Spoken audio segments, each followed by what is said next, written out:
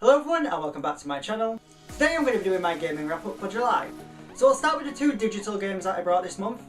The first being Dynasty Godseekers. I'm a massive fan of the Dynasty franchise, I love them, I buy every single one of them. A lot of people say they're repetitive. I just really enjoy the hack and slash nature of them.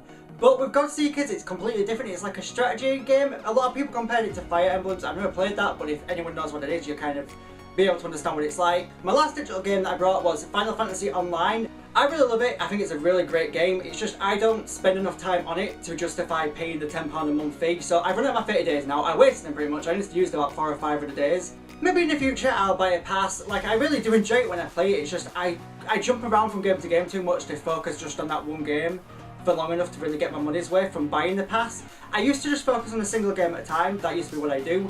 But in recent times I just changed my mindset. I used to get quite bored and annoyed if I just stayed on that one game so I finished everything I needed to finish. So now I just leave stuff behind and go back and forth, and it works a lot more for me. But sadly it just means I don't spend enough time on Final Fantasy Online to really get used to the £10 a month pass that I have to buy. So we have the new Crash Bandicoot N-Sane Trilogy. I'm absolutely obsessed with this. Fantastic. It's like the perfect remaster. It's like everything you could possibly want from a remaster game. They haven't changed anything. They've literally just made everything look better, like with new gen graphics, literally, and it's fantastic. It's definitely a nostalgia, and Sony knows that. Sony's cashing in on nostalgia, but hey, I don't care. This is brilliant. It's great to replay them all as well. I forgot how great the Crash games were. Frustrating at times, very frustrating.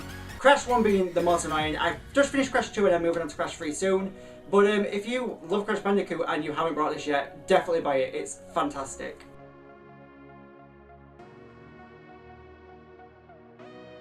Another Dynasty game is Dynasty 6 Empires. This is definitely my favourite spin-off, like they've done in the franchise of the Dynasty series. I don't know what it is about Empires that I love so much. I think it's just like taking over the whole of China piece by piece and like building your army and getting new officers. I don't know, it's like a management system almost in that sense, and I don't know, I just love it. I think it's so much fun.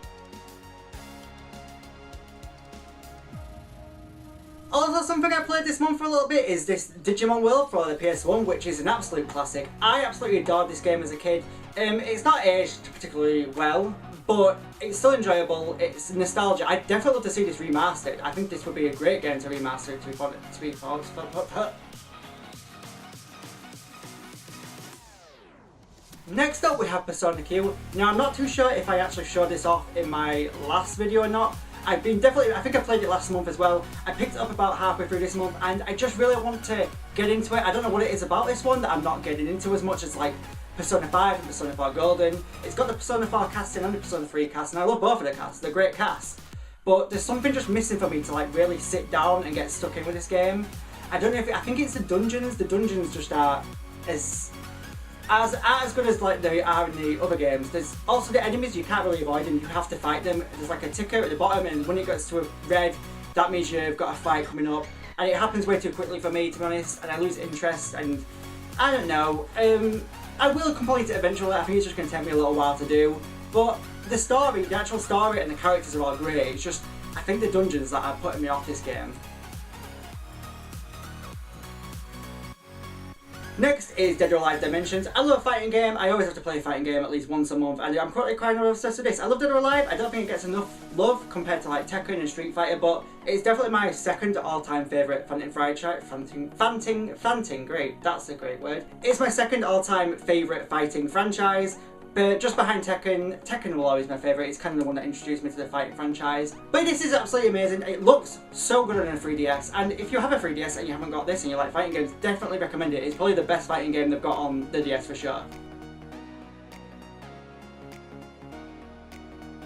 So that is it for the games. I have a couple of other little purchases that I made this month which are related to games, so I'll just show them off really quickly. First up is really awesome Mass Effect Andromeda Nomad vehicle. Now, this thing probably was the most annoying part of Mass Effect, apart from the backtracking you had to do between systems to do like a single mission going between system to system 20 times over was not fun. But this part was also kind of annoying. Once you got the, fast travels unlocked, the game became a lot more fun. But yeah, I just really loved this little diecast model, to be honest, so I thought I'd buy it, and it was pretty cheap. I'm going to buy a $5, so I thought, hey, why not? As much as the car annoyed me in the game, I actually really love this.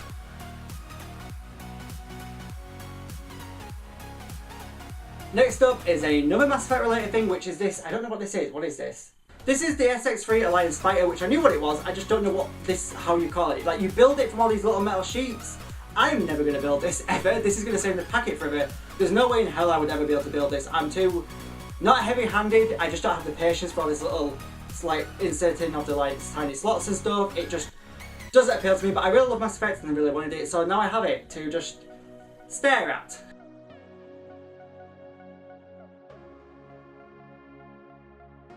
And the last thing I have is another Mass Effect, which is the Commander Shepard Funko Pop. I love this. I want to get all of the original Mass Effect Funko Pops. They're really hard to come by, they're really rare, they're really expensive, especially Tally. Tally is like 130, 40 quid. I want her the most as well, because she's one of my favourite characters of all time. But I don't think I'm ever going to get it for a decent price. Maybe I'll get lucky, but we'll see. But I managed to get Commander Shepard for 8 quid, which I was really happy about. And he's an original, he's not a copy, because I know there's a lot of Garrus copies going around, like fake Funko Pops, which I know I'm going to end up buying one by accident, not intentionally. I'm going to end up thinking I'm buying a proper one, but it won't be. But yeah, he's really awesome, I love him, I think he looks great. He looks great out of the box.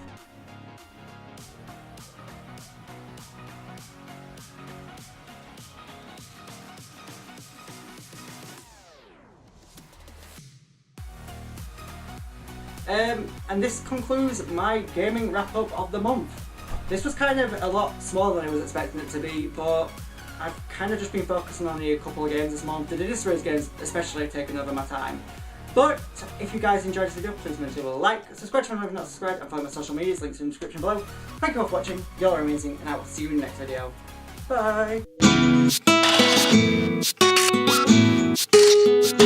Bye!